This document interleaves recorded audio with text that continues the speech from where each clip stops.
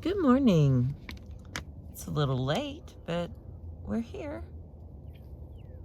Thank you for being with me.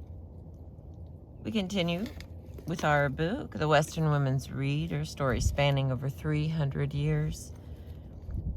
Our next lady here on page 533 is Gretel Ulrich, Ehrlich, born in 1946. I'll stick her off here. Wait, you want to take that sweater off? Wiley Dog is with us today. And that's him saying hello.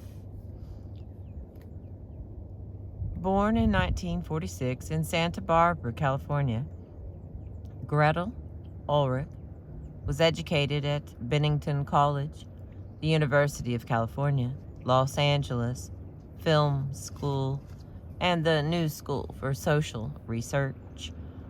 After living in big cities like Los Angeles and New York City, Ulrich relocated to Wyoming in 1976 after having gone to the state to make a film and finding herself transformed by her encounter with its landscapes. Amid the undulating hills of the Wyoming plains, Ulrich found that space has a spiritual equivalent and can heal what is divided and burdensome in us. Taking a job as a sheep herder, she learned to live in Wyoming's arid space and found herself healed by the experience. As she writes of this time, friends asked when I was going to stop hiding out in Wyoming. What appeared to them as a landscape of lunar desolation and intellectual backwardness was luxurious to me. For the first time, I was able to take up residence on Earth with no alibis, no self-promoting schemes. The result of this residence on Earth was Ulrich's first non-fiction work, The Solace of Open Spaces, 1985. In addition to The Solace of Open Spaces, Ulrich has published several collections of poetry, including Geode Rock Body, 1970, To Touch the Water, 1981, and Arctic Heart, a poem cycle, 1992. She is also known for her collections of essays, which include Wyoming Stories, 1986, Drinking Dry Clouds, Stories from Wyoming, 1991, and Islands, the Universe, Home, 1991. Her novel, Heart Mountain, 1988, is set during World War II, when Japanese Americans were interned at the Heart Mountain relocation camp in Wyoming. In the early 1990s, she was struck by lightning near her Wyoming ranch. After a long rehabilitation from her injuries, she wrote A Match to the Heart, 1995, about the experience. Ulrich currently lives in California. As Thomas Lyon has written of Ulrich, it is sometimes necessary now to go east to get to the west. Even though Ulrich grew up in California, she did not feel she was really in the West until she landed in Wyoming. With its disorienting openness and aridity, in this selection from the solace of open spaces, Ulrich recounts her coming to what she thinks of as the West and how she came to fall in love with it. Oh, I have not read this, but I'm telling you, this is my kind of girl right here. Here we go. Woo! The Solace of Open Spaces by Greta Ulrich. It's May, and I've just awakened from a nap, curled against sagebrush the way my dog taught me to sleep, sheltered from wind. A front is pulling this huge sky over me, and from the dark, a hailstone has hit me on the head. I'm trailing a band of 2,000 sheep across a stretch of Wyoming Badlands, a 50-mile trip that takes 5 days because sheep shade up in hot sun and won't budge until it's cool. Bunched together now and excited into a run by the storm, they drift across dry land, tumbling into drawers like water, and surge out again onto the rugged, choppy plateaus that are the building blocks of this state. The name Wyoming comes from an Indian word meaning at the Great Plains. But the plains are really valleys, great arid valleys, 1,600 square miles, with the horizon bending up on all sides into mountain ranges. This gives the vastness a sheltering look. Winter lasts 6 months here. Prevailing winds spill snowdrifts to the east, and new storms from the northwest replenish them. This white bulk is sometimes dizzying, even nauseating to look at. At 20, 30, and 40 degrees below zero, not only does your car not work, but neither do your mind and body. The landscape hardens into a dungeon of space. During the winter, while I was riding to find a new calf, my jeans froze to the saddle. And in the silence that such cold creates, I felt like the first person on earth, or the last. Today, the sun is out, only a few clouds billowing. In the east, where the sheep have started off without me, the benchland tilts up in a series of eroded red earth mesas, planed flat on top by a million years of water. Behind them, a bold line of muscular scarps rears up 10,000 feet to become the Big Horn Mountains.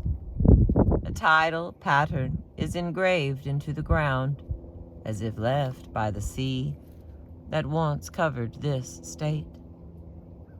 Canyons curve down like galaxies to meet the oncoming rush of flat land.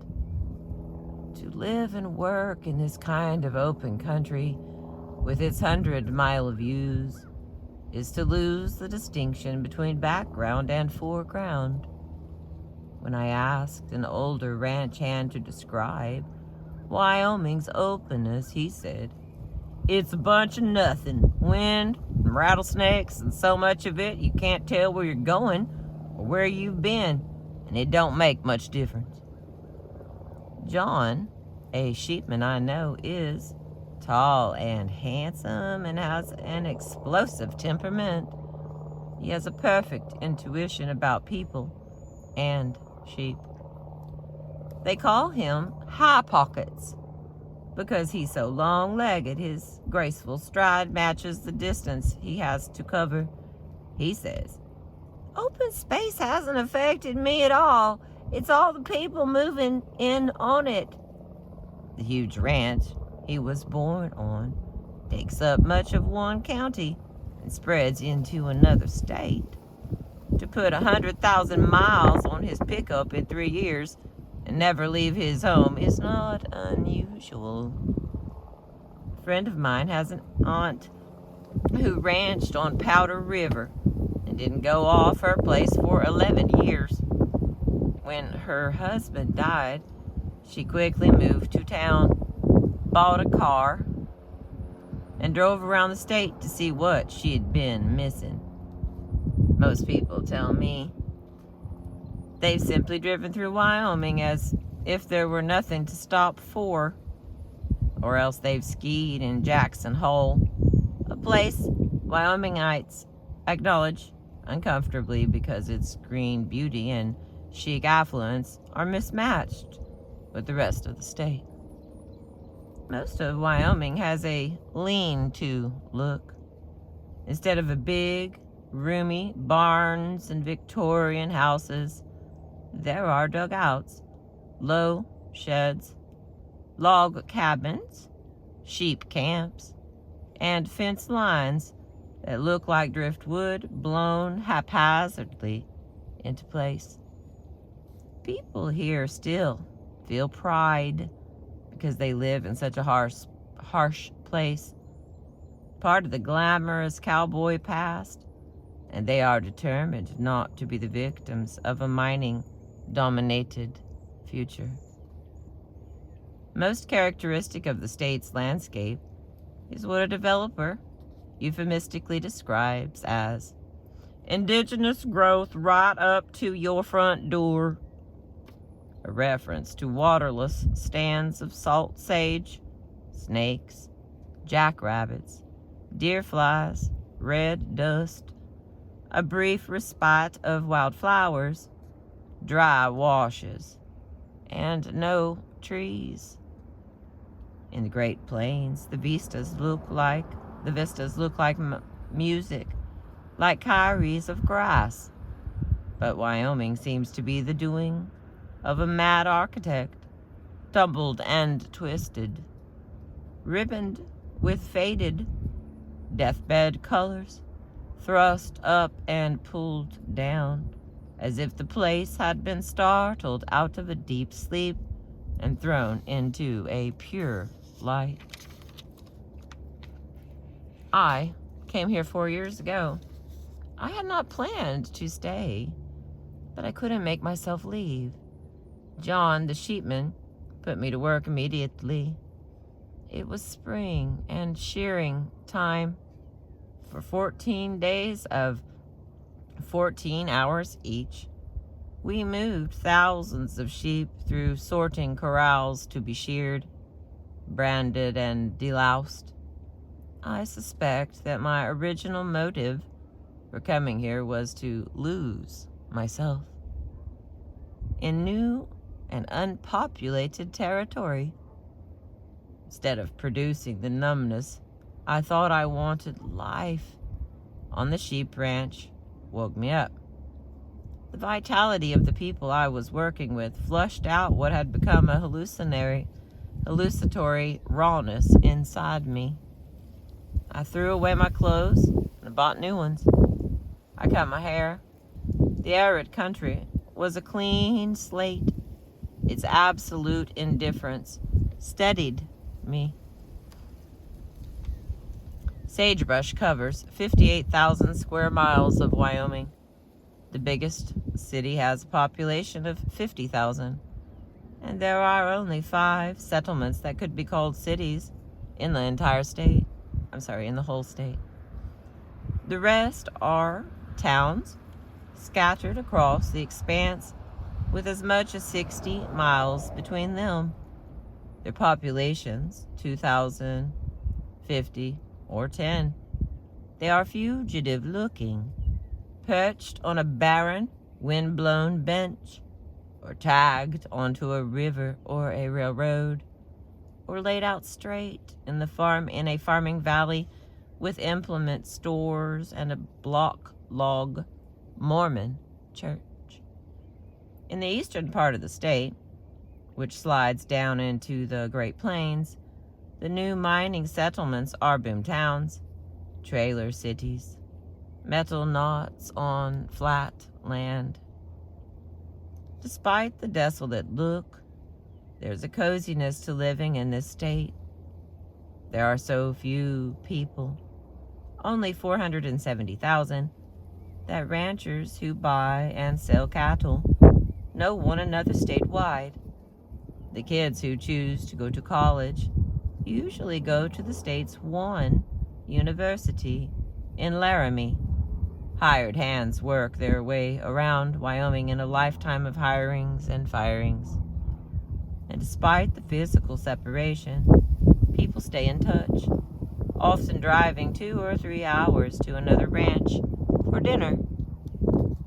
75 years ago, when travel was by buckboard or horseback, cowboys who were temporarily out of work rode the grub line, drifting from ranch to ranch, mending fences or milking cows, and receiving in exchange a bed and meals. Gossip and messages traveled this slow circuit with them, creating an intimacy between ranchers who are 3 and 4 weeks ride apart. One old-time couple I know, whose turn-of-the-century homestead was used by an outlaw gang as a relay station for stolen horses, recall that if you were traveling, desperado or not, any lighted ranch house was a welcome sign. Even now, for someone who lives in a remote spot, arriving at a ranch or coming to town for supplies is cause for celebration. To emerge from isolation can be disorienting. Everything looks bright, new, vivid.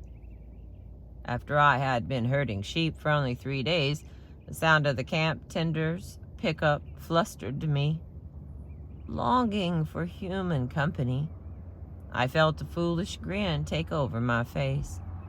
Yet I had to resist an urgent temptation to run and hide.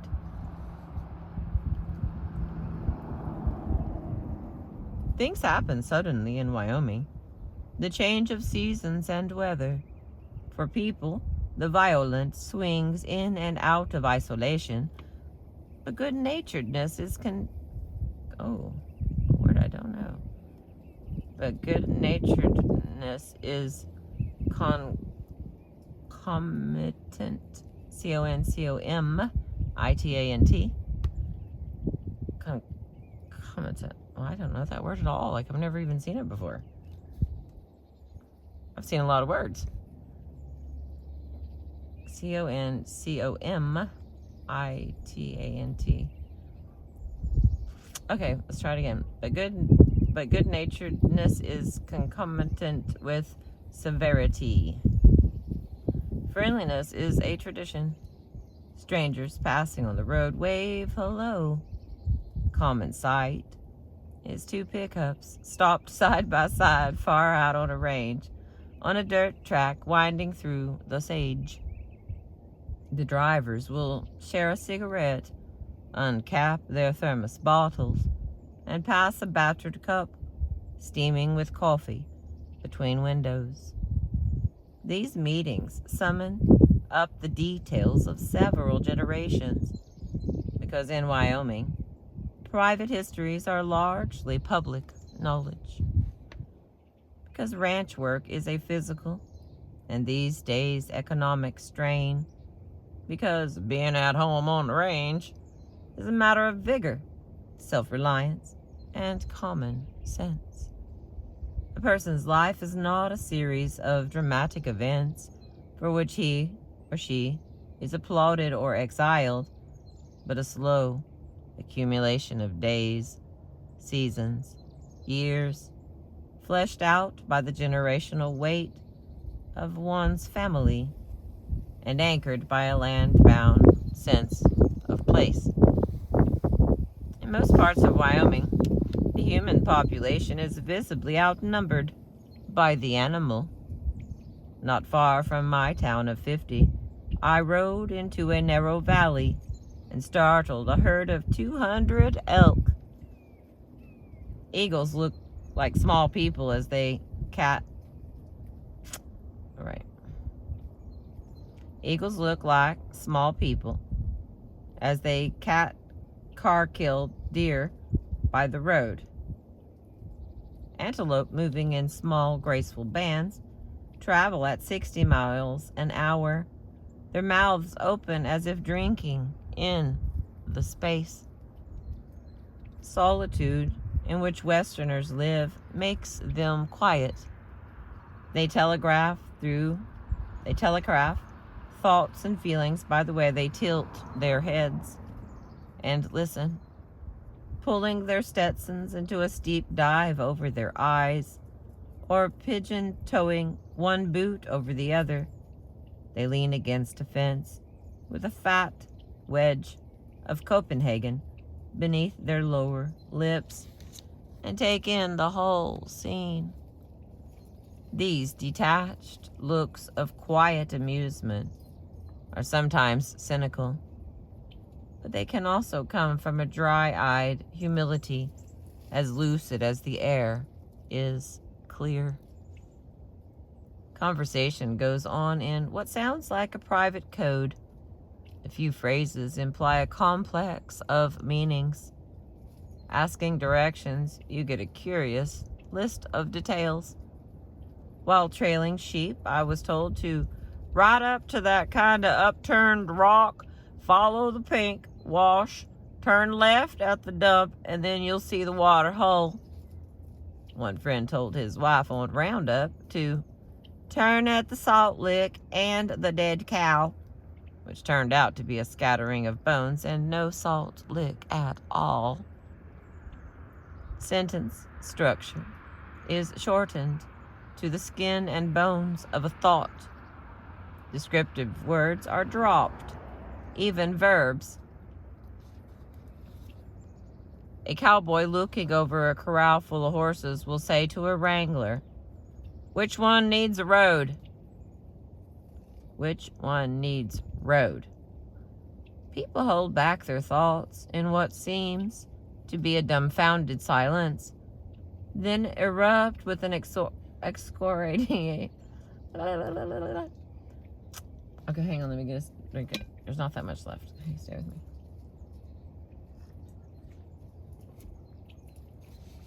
This feels like I'm reading this one fast, so if I am, I apologize. Alrighty. People hold back their thoughts in what seems to be a dumbfounded silence, then erupt with an excoriating, perceptive remark. Language, so compressed, becomes metaphorical. A rancher ended a relationship with one remark: "You're a bad check," meaning bouncing in and out was intolerable, and even coming back would be no good. What's behind this laconic style is shyness. There is no vocabulary for the subject of feelings. It's not a hangdog shyness or anything coy. Always, there's a robust spirit in evidence behind the restraint, as if the earth-dredging wind that pulls across Wyoming had carried its people's voices away, but everything else in them had shouldered confidently into the breeze. I've spent hours riding to sheep camp at dawn in a pickup when nothing was said, eaten meals in the cookhouse when the only words spoken were a mumble, "Thank you, ma'am," at the end of dinner. The silence is profound. Instead of talking, we seem to share one eye. Keenly observed, the world is transformed. The landscape is engorged with detail, every movement on it chillingly sharp. The air between people is charged. Days unfold, bathed in their own music. Nights become hallucinatory dreams, prescient.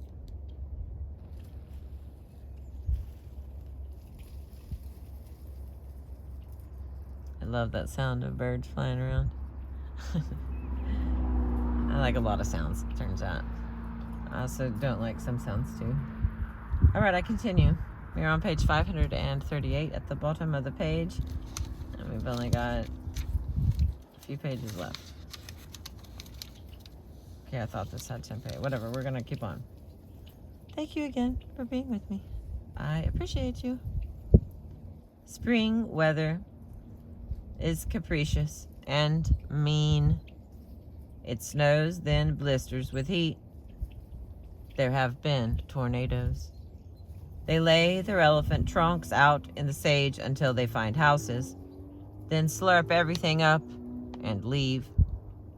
I've noticed that melting snowbanks hiss and rot, vaporous, then drip into calm pools where ducklings hatch and livestock, being trailed to summer range, drink.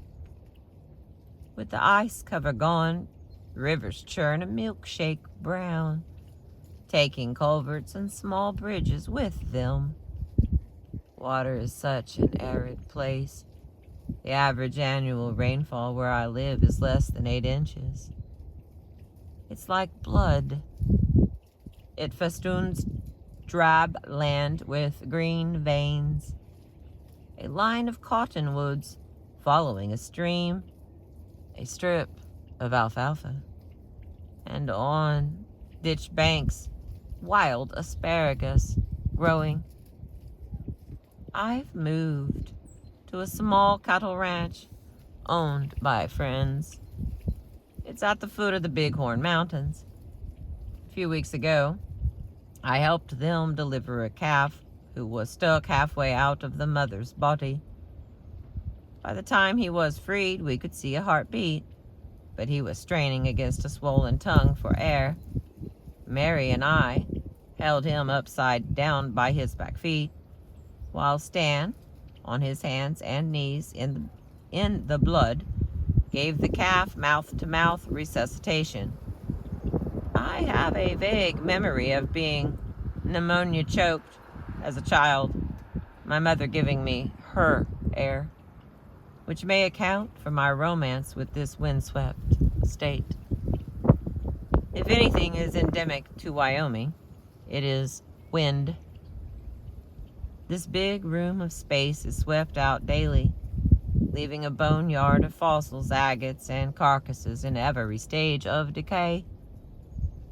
Though it was water that initially shaped the state, wind is the meticulous gardener, raising dust and pruning the sage.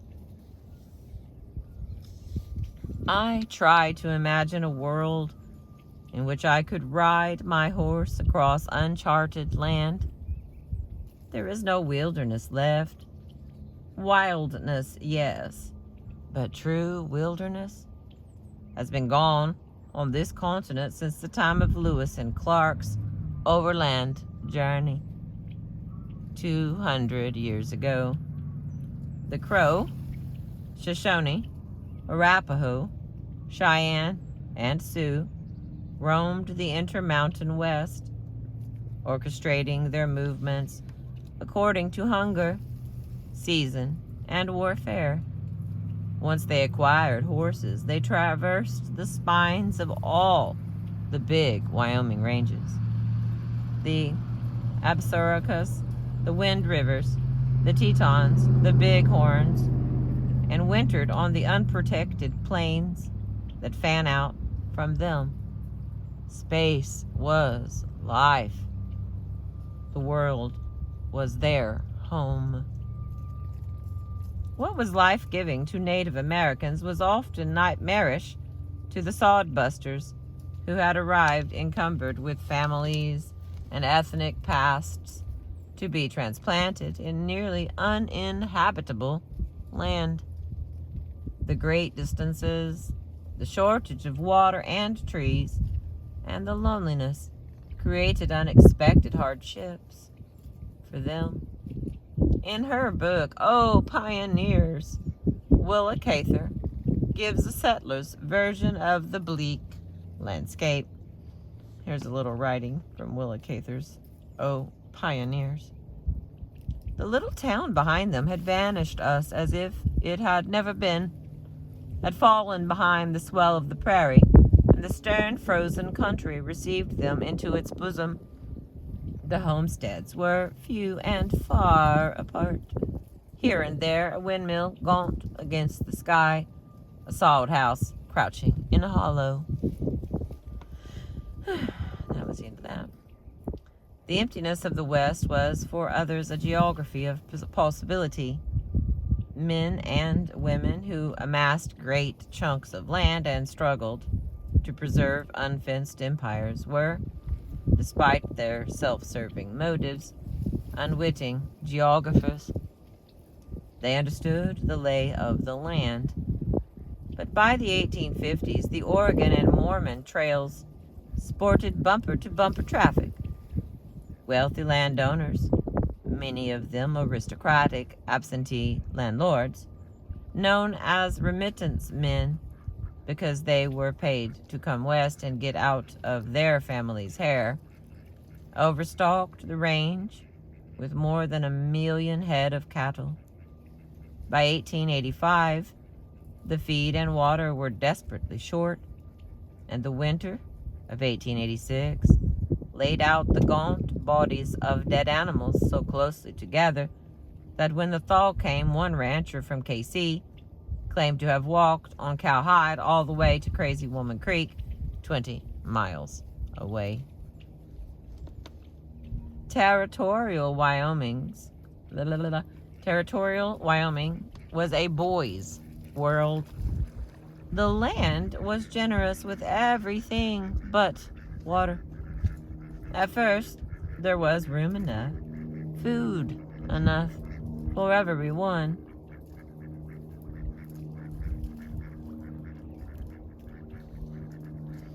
And, as with all beginnings, an expansive mood set in. The young cowboys, drifters, shopkeepers, school teachers were heroic, lawless, generous, rowdy, and tenacious. The individualism and optimism generated during those times have endured. John Tisdale rode north with the trail herds from Texas. He was a college-educated man with enough money to buy a small outfit near the Powder River. While driving home from the town of Buffalo with a buckboard full of Christmas toys for his family and a winter's supply of food, he was shot in the back by an agent of the cattle barons who resented the encroachment of small-time stockmen like him. The wealthy cattleman tried to control all the public grazing land by restricting membership in the Wyoming Stock Growers Association, as if it were a country club. They ostracized from roundups and brandings cowboys and ranchers who were not members. They denounced them as rustlers. Tisdale's death, the second such cold-blooded murder, kicked off the Johnson County Cattle War, which was no simple good guy, bad guy shootout, but a very complicated class struggle between landed gentry and less affluent settlers. A shocking reminder that the West was not an egalitarian sanctuary after all. Fencing ultimately enforced boundaries, but barbed wire abrogated space. It was stretched across the beautiful valleys into the mountains, over desert badlands, through buffalo grass. The anything is possible fever, the lure of any new place, was constricted. The integrity of the land as a geographical body and the freedom to ride anywhere on it were lost. I punched cows with a young man named Martin, who is the great-grandson of John Tisdale. His inheritance is not the open land that Tisdale knew and prematurely lost, but a rage against restraint. Wyoming tips down as you head northeast. The highest ground, the Laramie Plains, is on the Colorado border. Up where I live, the Bighorn River leaks into difficult, arid terrain. In the basin where it's dammed, sandhill cranes gather, and with delicate legwork slice through the stilled water. I was driving by with a rancher one morning when he commented that cranes are old-fashioned. When I asked why, he said, "Because they mate for life." Then he looked at me with a twinkle in his eyes, as if to say he really did believe in such things, but also understood why we break our own rules. In all this open space, values crystallize quickly. People are strong on scruples, but tender-hearted about quirky behavior. A friend and I found one ranch hand who's not quite right in the head, sitting in front of the badly decayed carcass of a cow, shaking his finger and saying, "Now, I don't want you to do this ever again." When I asked what was wrong with him, I was told, "He's goofier than hell, just like the rest of us." Perhaps because the West is historically new, conventional morality is still felt to be less important than rock-bottom truths.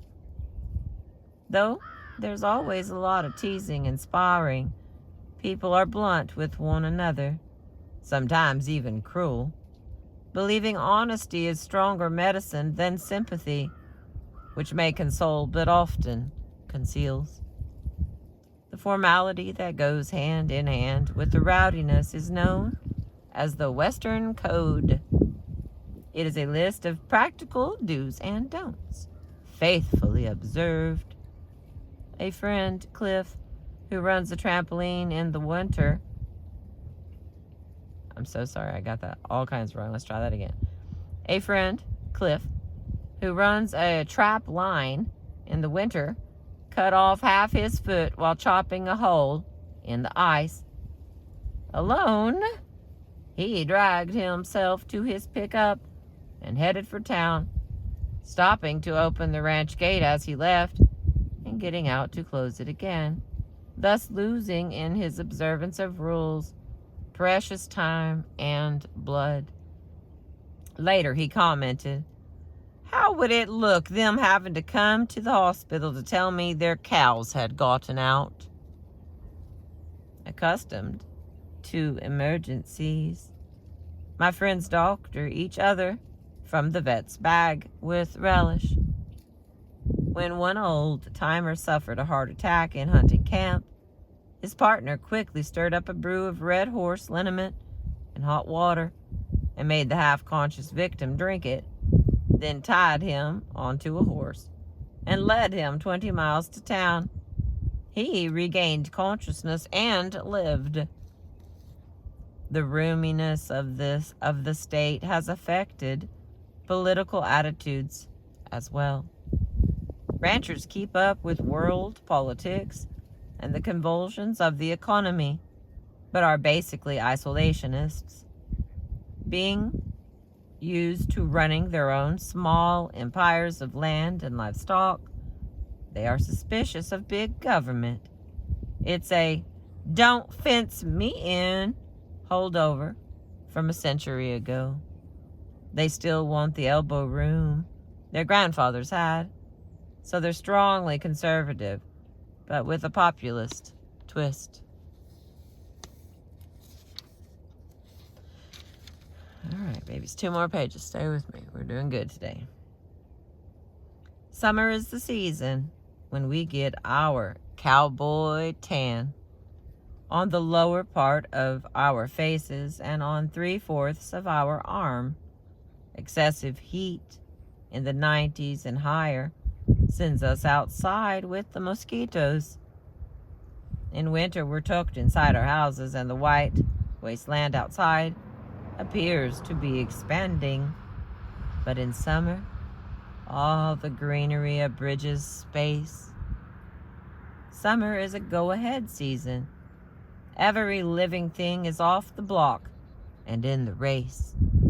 Battalions of bugs in flight and biting. Bats swing around my log cabin as if the bases were loaded and someone had hit a home run. Some of summer's high-speed growth is ominous. Larkspur, death camas, and green greasewood can kill sheep. An ironic idea, dying in this desert from eating what is too verdant. With 16 hours of daylight, farmers and ranchers irrigate feverishly. There are first, second, and third cuttings of hay. Some crews averaging only 4 hours of sleep at night for weeks. And like the cowboys who in summer ride the night rodeo circuit, night hawks make daredevil dives at dusk with an eerie, whirring sound like a plane going down on the shimmering horizon. In the town where I live, they've had to board up the dance hall windows because there have been so many fights. There's so little to do except work that people wind up in a state of idle agitation that becomes fatalistic. If there were nothing to be done about all this untapped energy. So the dark side to the grandeur of these spaces is the small-mindedness that seals people in. Men become hermits. Women go mad. Cabin fever explodes into suicides or into grudges and lifelong family feuds. 2 sisters in my area inherited a ranch, but found they couldn't get along. They fenced the place in half. When one's cows got out and mixed with the others, the women went at each other with shovels. They ended up in the same hospital room, but never spoke a word to each other for the rest of their lives.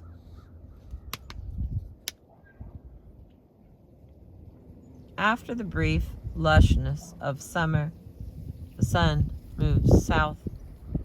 The range grass is brown. Livestock is trailed back down from the mountains. Water holes begin to frost over at night. Last fall, Martin asked me to accompany him on a pack trip. With 5 horses, we followed a river into the mountains behind the tiny Wyoming town of Meeteetse. Groves of aspen, red and orange, gave off a light that made us look toasted. Our hunting cap was so high that clouds skidded across our foreheads, then slowed to sail out across the warm valleys. Except for a bull moose who wandered into our camp and mistook our black gelding for a rival, we shot at nothing. One of our evening entertainments was to watch the night sky. My dog, a dingo, bred to herd sheep, also came on the trip. He is so used to the silence and empty skies that when an airplane flies over, he always looks up and eyes the distant intruder quizzically. The sky lately seems to be much more crowded than it used to be.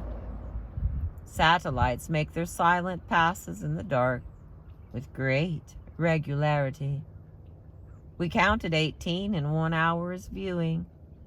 How odd to think that while they're circumnavigating the planet, Martin and I had moved only 6 miles into our local wilderness and had seen no other human for the 2 weeks we stayed there.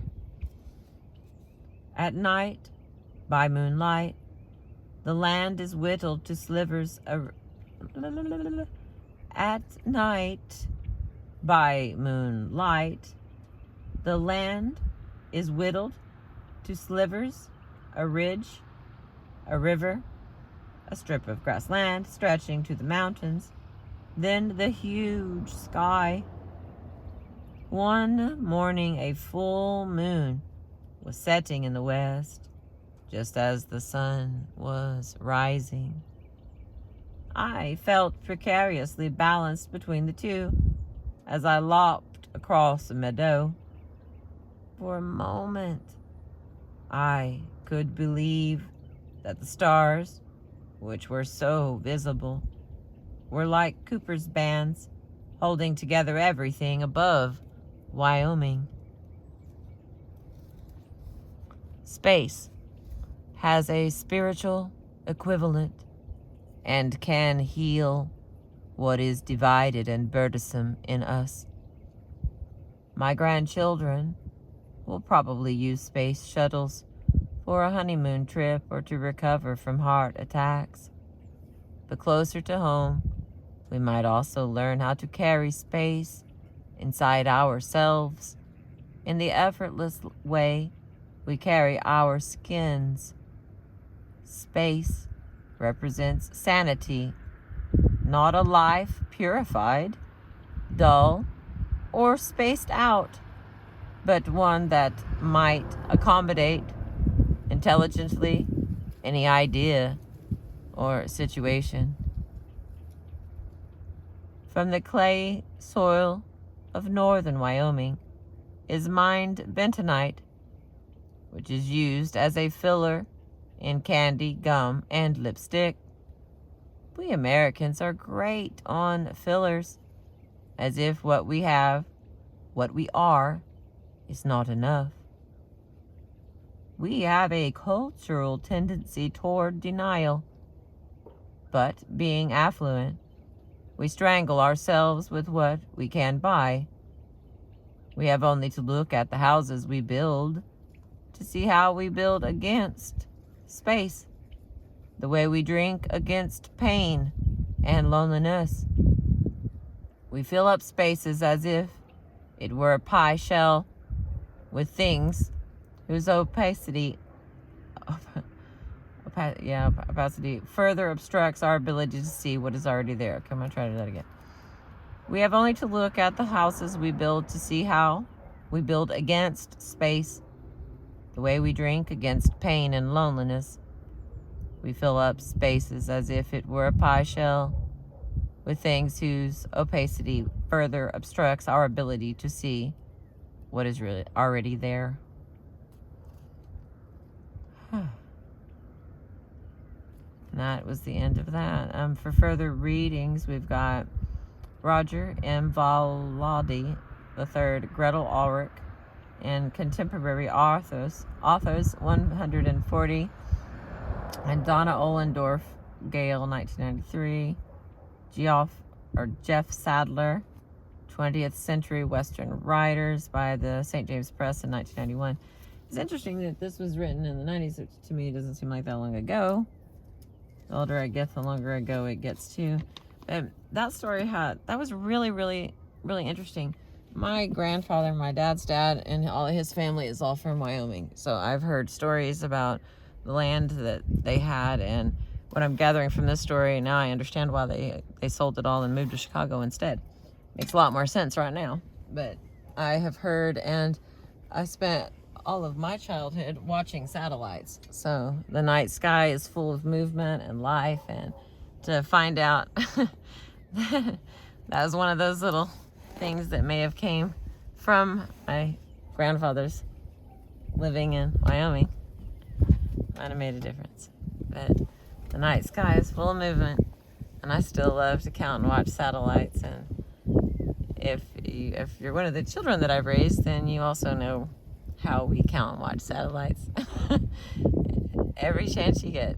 So I am thankful today to hear about Wyoming, because I certainly hadn't heard it like that. That was fabulous. Thank you for being with me. I appreciate you.